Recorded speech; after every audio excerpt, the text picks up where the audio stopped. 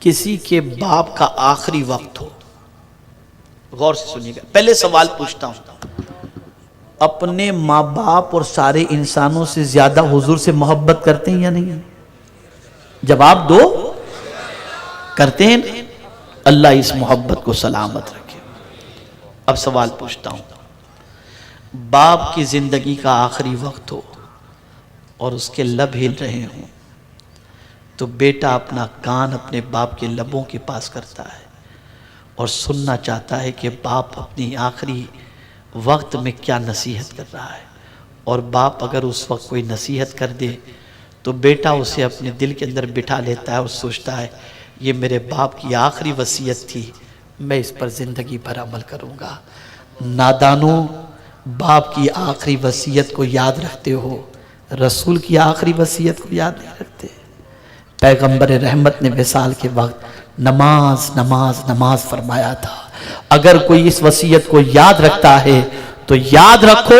وہ وفادار مصطفیٰ ہے اور حضور کا عشق اس کے سینے کے اندر موجود ہے۔ اس لیے سرکار کو بھی یہی فکر تھی کہ میری امت نماز نہ چھوڑے، میری امت نماز کی پابند بن جائے، اس لیے کہ اللہ نے کامیابیوں کو نماز کے ساتھ وابستہ کر رکھا ہے۔ تو جب میرا امتی میری آخری وصیت پر عمل کرتے ہوئے نماز قائم کرے گا، اس کی دنیا کی مصیبتیں بھی دور ہو جائیں گی اور آخرت کی مصیبتیں بھی دور ہو جائیں گی۔ اور سن لو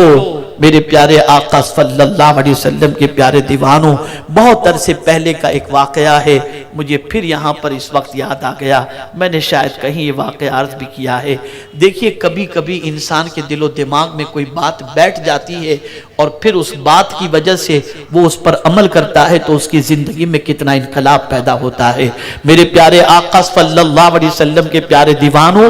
ایک بندہ نماز کا بالکل پنکچول، 5 وقت نماز کا پابند، ایک مرتبہ ایسا ہوا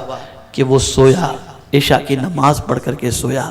صبح جب آنکھ کھلی تو گھڑی میں دیکھتا ہے کہ طلوع آفتاب میں صرف 10 منٹ باقی ہیں۔ وہ سوچتا ہے میں ابھی جاؤں گا، استنجا بھی زور کا لگا ہے، میں استنجا کروں گا، وضو کروں گا تو نماز کا وقت چلا جائے گا۔ سوچتا ہے چلو اب تو وقت تو جانے والا ہی ہے، اب کیا اٹھ کر کے کریں گے، تھوڑی دیر کے بعد اٹھ کر کے استنجا کر لیں گے۔ لیکن پھر یہ خیال آیا، نہیں یار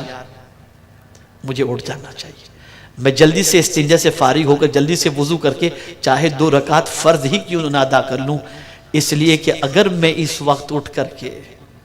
2 رکعت بھی میں نے فرض ادا کر لی تو میرے نبی کی آنکھوں کو ٹھنڈک پہنچے گی۔ یہ سوچ کر کے وہ اٹھا، وضو کیا اور جلدی سے، اتنا وقت اس کے پاس موجود تھا کہ 2 رکعت پڑھ لے۔ اس نے 2 رکعت جب مکمل کی تو اس کے آنسو تھم نہیں رہے تھے اور اس نے کہا کہ زندگی میں کئی فجر کی نمازیں میں نے پڑھی، لیکن آج اس تصور سے جب میں نے نماز پڑھی کہ میرے آقا کی آنکھوں کو ٹھنڈک پہنچ جائے گی تو اس نماز کی لذت ہی کچھ اور تھی۔ اے رسول اعظم کے دیوانوں، تم سب کی آنکھوں کو ٹھنڈک پہنچانے کی فکر کرتے ہو،